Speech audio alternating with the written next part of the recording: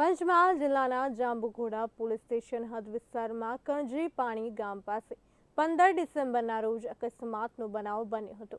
બાઇકને પાછળથી ટક્કર મારી મહેન્દ્ર પિકઅપ ગાડી ચાલક ગાડી લઈને ફરાર થઈ ગયો હતો। જો કે પોલીસ દ્વારા તપાસ હાથ ધરવામાં આવતા ઇરાદાપૂર્વક ટક્કર મારી હત્યા કરેલ હોવાનું બહાર આવ્યું હતું। આરોપી અને મરણ ગયેલ રમેશ બંને છોટાઉદેપુર જિલ્લામાં આવેલ બોડેલી તાલુકાના ઘાઘરપુર ગામના હોવા સાથે મરણ જનારની દીકરી સાથે પહેલા પ્રેમ સંબંધ હોવાનું પણ બહાર આવ્યું હતું। કણજી પાણી ગામ પાસે કૃષ્ણકાંતે મહેન્દ્ર પિકઅપ ગાડીથી બાઇકને ટક્કર મારી અકસ્માત કરી કૃષ્ણકાંત તેની ગાડી લઈને ત્યાંથી જતો રહ્યો હતો। સીસીટીવી ફૂટેજ મેળવીને તપાસ કરતા ફરાર આરોપીને પકડી પાડ્યો હતો। તેની પૂછપરછમાં સમગ્ર વિગત સામે આવી હતી।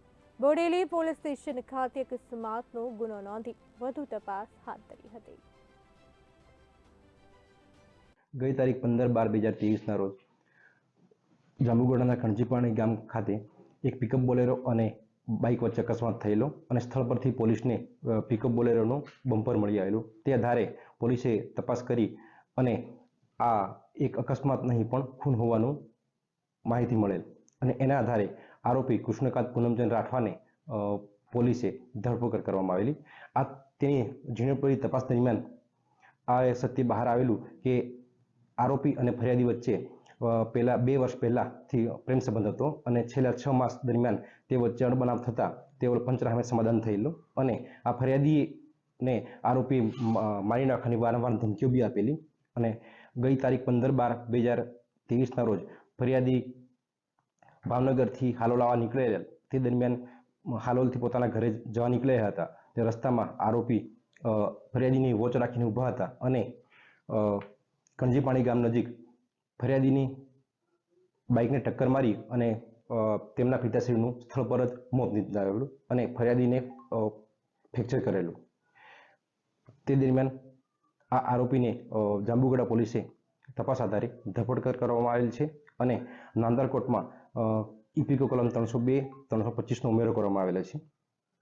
આરોપીની પૂછપરછ દરમિયાન એ હકીકત પણ બહાર આવેલ છે કે અગાઉ આરોપી બોડેલી પોસ્ટેના અકસ્માત ગુનામાં સંડોવાયેલો હતો અને એ સારી રીતે જાણતો હતો કે અકસ્માતના ગુનામાં ઝડપી જામીન થઈ જાય છે, એટલે એમને આ અકસ્માતને આ મોતના અકસ્માતમાં ખપાવવાની કોશિશ કરી હતી, પણ પોલીસ તપાસ દરમિયાન આ એક અકસ્માત નહીં પણ ખૂન હોવાની માહિતી મળી અને આજ આરોપીને પોલીસે કસ્ટડીમાં લેવામાં આવેલ છે।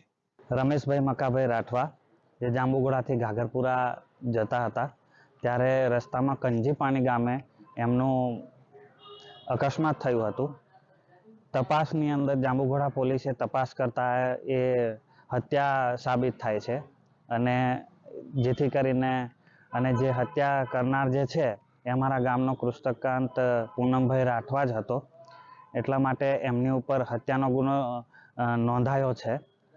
જેથી કરીને જે જાંબુઘોડાની પોલીસ છે એમની જે મહેનત છે એમના કારણે અમને ગ્રામજનોને ફળિયાવાળાને ન્યાય મળ્યો છે કે અને આવું જે સમાજની અંદર અનબનાવ છે આવા કૃત્યો ના થવા જોઈએ કે જેથી કરીને ફરી આવું ના બને, એટલા માટે અમને કડક ને કડક સજા થવી જોઈએ એવી અમારે ન્યાયતંત્રને માંગ છે।